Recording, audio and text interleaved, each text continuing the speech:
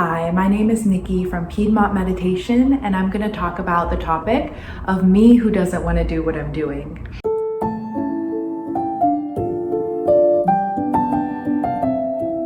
So I felt like this was a very relatable topic because as I look back on my life, I realized there really wasn't anything that I actually wanted to do.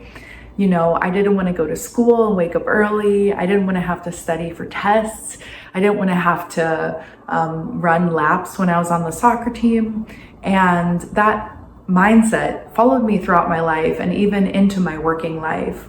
I felt like meditation was the first time when I could really let down that negativity and that burden.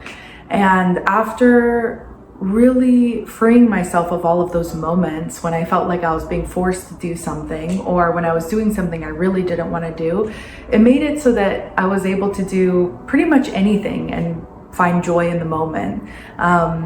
Even just waking up in the morning, I think I was able to see with a new light, with so much gratitude.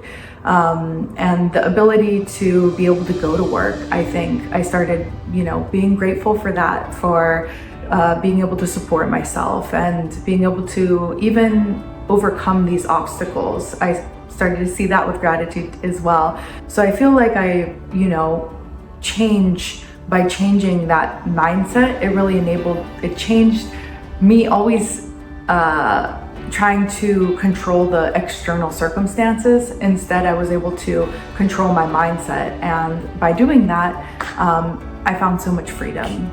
Thank you so much. And I hope everyone has a wonderful meditation-filled day. Thank you.